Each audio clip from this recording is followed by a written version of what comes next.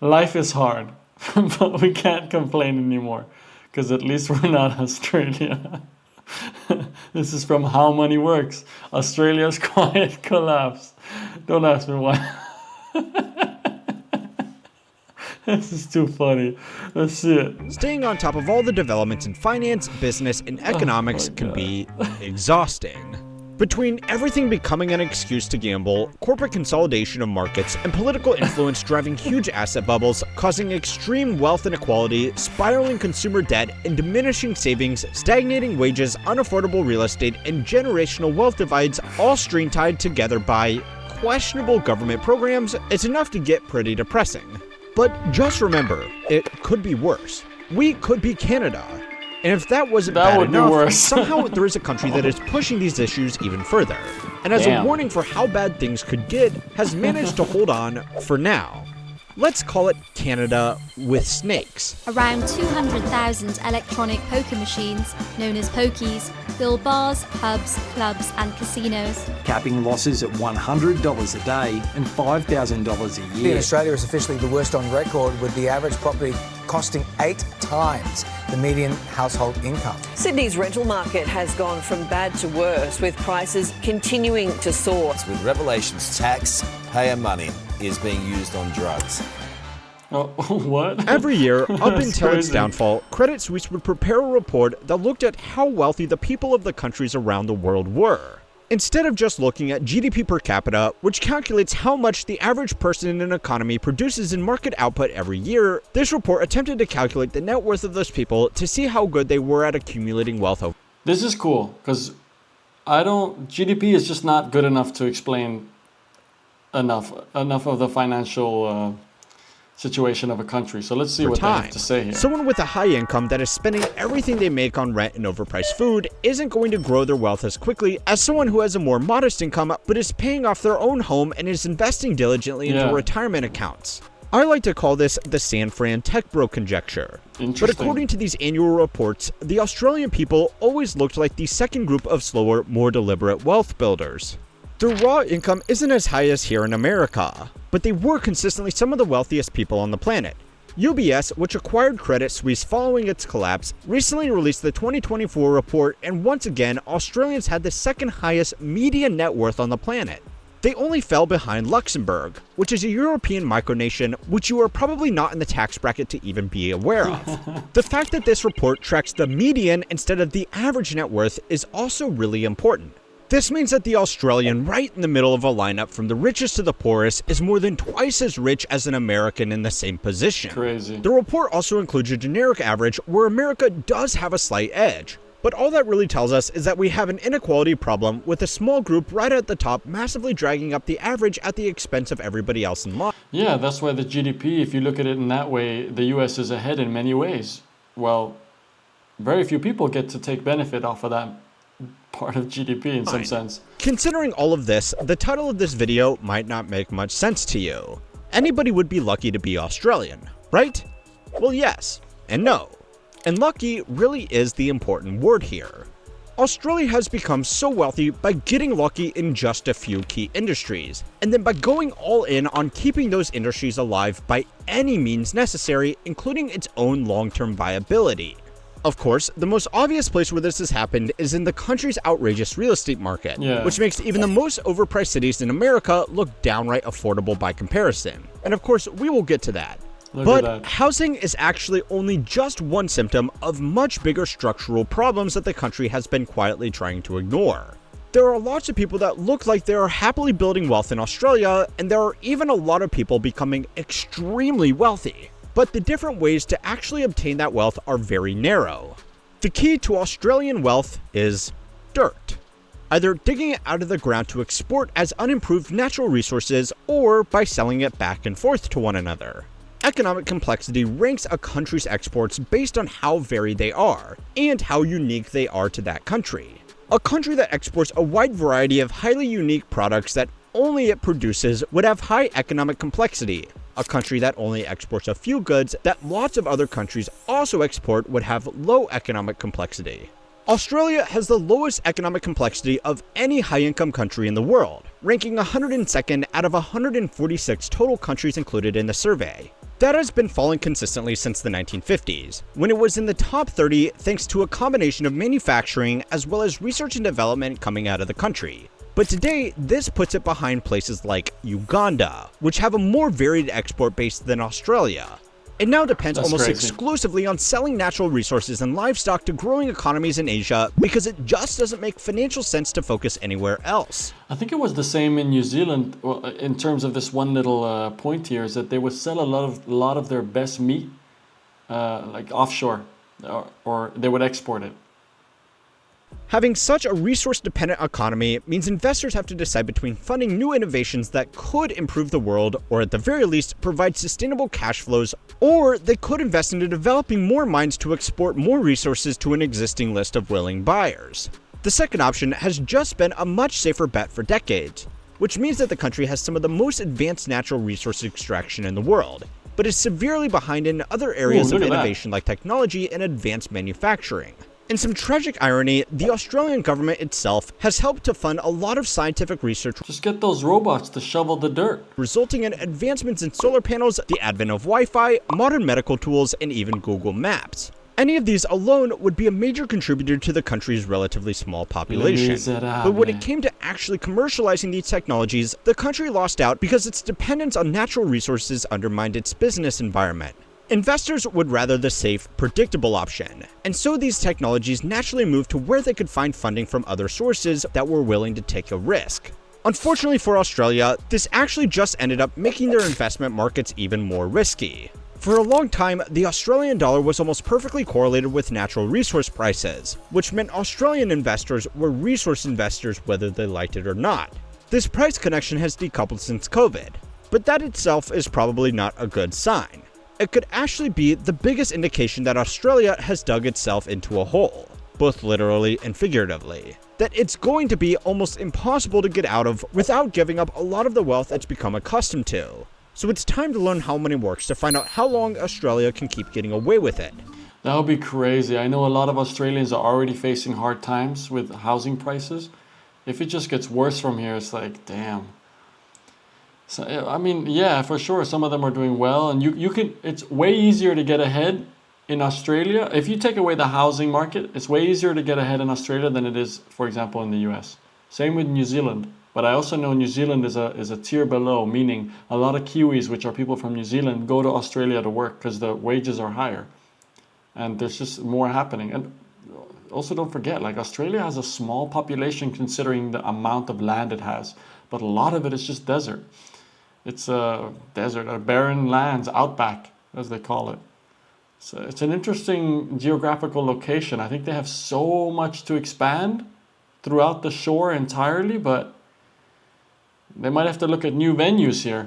This week's video is sponsored by Henson Shaving. Henson is on a mission to revolutionize shaving, creating a skin-friendly experience that eliminates irritation, razor burn, and ingrown hairs. They're challenging the frustrations we've all come to accept, and proving there's a better way. Their Henson razor, engineered with aerospace-grade precision in Canada, features recyclable double-edged blades that cost just pennies. Unlike wasteful cartridge razors, it's built for both sustainability and exceptional control, giving you a smooth, irritation-free shave without compromise. Heck yeah. I've been using the Henson razor for 5 months, and the difference is unbelievable. Shaving used to be a hassle, constant irritation, bumps, and the never-ending cost of replacement blades. Now my skin feels healthier and the process is faster, smoother, and way more enjoyable. It's no longer just a task. It's a routine I actually look forward to. What sets Henson apart is their commitment to both your skin and the environment. Their razor helps reduce the billions of plastic disposables that end up in landfills every year, all while delivering a safer, superior shave. Whether you shave daily or just occasionally, this razor completely changes the experience. Say goodbye to irritation and waste, and hello to a healthier, more sustainable shave. Go to hensonshaving.com/HMW and enter code HMW at checkout to get 100 free blades with your purchase of a Henson razor. There you go. That's enough I'm so happy I don't have to shave fully, man. Refills for 2 years of shaving. There are dozens of serious problems just under the surface in Australia that you might not think of much by themselves. But together, they changed the optics of the country from a thriving and vibrant economy to a place living on long borrowed time. One of those issues is gambling. Sports gambling, online casinos, and market... Well, they're so bored over there. They're so far away from everything in the world. What else are they going to do? Wagering has become one of the fastest growing industries here in America since regulations were loosened in 2018. Since then, billions of dollars have been piled into carving out market share, encouraging people to bet on basically anything. The rush to acquire customers has become so extreme that a lot of these companies aren't even running their online casinos at a profit because they are reinvesting as much as they can into growing their customer base as fast as possible. Sounds like Uber back in the day when they weren't even making a profit. They would just continuously try to outbeat the market and get us, yeah. It's such an unsustainable standard. We've gotten to the point where you can only really grow to a large degree if you give stuff away for free. I see it in many industries. It's really a sad state of affairs, man. The reason why investors don't mind burning billions of dollars in a highly risky industry with serious regulatory risks is because of Australia. Australia is living in the future when it comes to gambling, and that future is bleak. According to their own government inquiries, Australians lose almost $1,000 per person every year through different forms of betting. Yo, that's hardcore. That's inclusive of a large share of the population who don't partake at all. So the losses of the average Aussie punter are statistically far worse. The guy on the left has a looks deep, like the punter, wide, yeah. and highly entrenched gaming industry. The average Australian pub operates like a mini casino complete with a small selection of electronic poker machines. Betting on sports is commonplace. Horse racing is a major tradition that even has its own public holiday. Novelty betting markets has been a major thing there for decades, and this is all on top of more traditional gambling like lotteries, casinos, and scratch-offs. Back here in America, the venture capitalists have done the math and have figured out if they can replicate Australian-style gambling in a market as big as ours, then they can stand to make trillions. Oh man, Polymarket they are having a bet on anything over there. Australia is also a great business test case against the risk of regulation. Unsurprisingly, the sheer market penetration of gambling in Australia has caused problems for at-risk individuals, largely young men. On top of the financial consequences of losing. This is the thing I was speaking about when it comes to the fact that in this day and age in the West, we have a morality issue. We literally don't give a crap on how we make money as long as it's legal and within the law. And the only reason as long as it's reason is just so they don't have a consequence. They don't actually care. If the law was further down the line and you could do more immorality, they'd do it. It's such a shame, man. We don't even care about people anymore. Losing thousands of dollars every year, the country has an epidemic of related issues like fraud, petty crime, and violence stemming from unhealthy gambling. The public also largely hates how prevalent gambling is pushed on them, so you would expect it would be easy to get the political support to pass laws to moderate the reach of this industry, right? Wrong. No.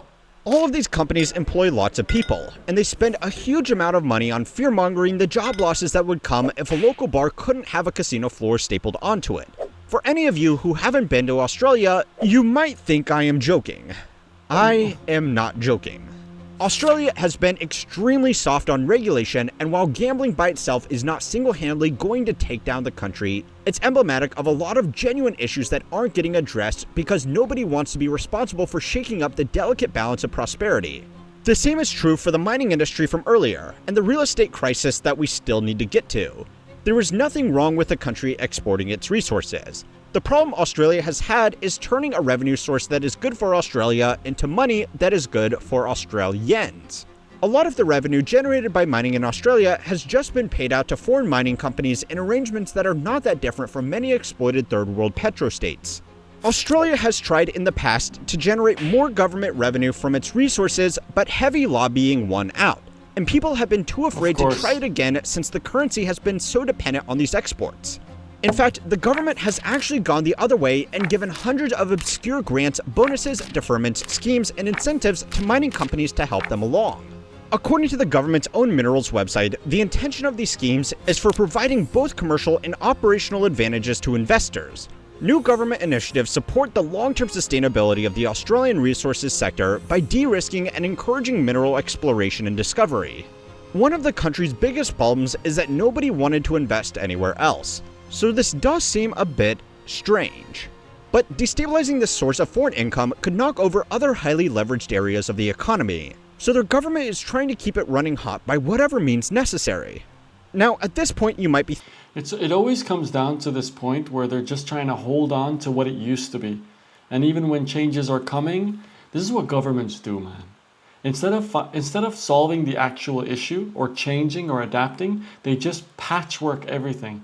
So they'll say, okay, we're falling apart, we're going to do this law, okay, we're going to push this regulation, okay, we're going to change this thing. And in the end, it just brings more pain than it does any form of solution, in most cases. It's not going to be always, but it's so annoying, man. Government employees are some of the most inefficient workers. Sorry. Thinking, how the f did this place get so rich to begin with? Was it really just putting a bigger number on their homes and calling that wealth? Well, yes, but there actually is still one more thing. Australia has a system called superannuation, which is a special tax-advantaged investment vehicle that Australian workers can use to save and invest for their retirement. It's functionally similar to a 401k or an IRA, but the big difference is that employers must contribute a share of their employees' pay into their nominated account every year, instead of it being voluntary or offered as a part of their job package. The current contribution requirement is 11.5%, which means every Australian worker is effectively saving more than 10% of their income for retirement. Something like that would make even a lot of disciplined financial planners blush.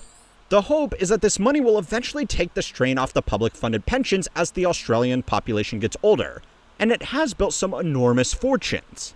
According to JP Morgan, the average Australian household now has the equivalent of almost $250,000 invested in just this one asset class. Yeah, but it feels like they're like the boomers of the US when they just bought at a good time, and through COVID and everything, it just went nuts. And here they are with assets that have increased by whatever amount of percent, and there's all this money to be burnt at some point. Before including regular savings, investments, or home equity. The fact that it is mandatory and applied to all workers means that the concentration of retirement savings in the hands of already wealthy households isn't as high as it is here in America. This is genuinely an amazing financial tool, and you might be starting to notice a trend here. It has covered over a lot of other problems. Collectively, Australian superannuation is worth more than 2 trillion USD, which is only enough to buy 2/3 of Apple, but it has outgrown the Australian investment market because investment activity is just not as strong there. This means more and more of these retirement savings have been invested abroad, with the majority of that money ending up back here in the American markets. Now, that alone is not a bad way to diversify risk outside of Australia. And yes, it's all getting pumped into the Magnificent Seven, but that's all investing these days. What could possibly go wrong? The real problem is that Australia is technically taking their cash, which is propped up by a mining industry, and then giving it to us so that we can build businesses here in America. A lot of Australian companies, which are not in the gaming, mining, or real estate industry, are actually choosing to raise investments and go public here in America instead, simply because we have more investors that are willing to put money into companies that aren't in gambling, mining, or real estate. I mean, thanks, I guess. But if the country was more accommodating of other investments, it could use a lot of this savings to make its people and itself wealthier and more productive. The wealth invested into the Australian... Oh, these are some of the worst images to look at. Can't even tell which house is what. It's all just white roofs, they're all the same home. superannuation system may also be very impressive, but it won't actually do much unless it can keep up with how expensive it is to live in Australia. A common strategy for Australian workers is to wait until they can access their retirement savings, take all of the money they accumulated over their working career, and use it to pay off their house. So yeah, this is where we finally get to the elephant in the room. Real estate. The cost of housing in Australia has made every single another one, same. Just dark colored roofs. Problem so far even worse. You can tell I work in real estate photography, huh? And it's also going to make it much harder to fix. According to a broad market survey, the average age of a first home buyer in Australia is 36 years old.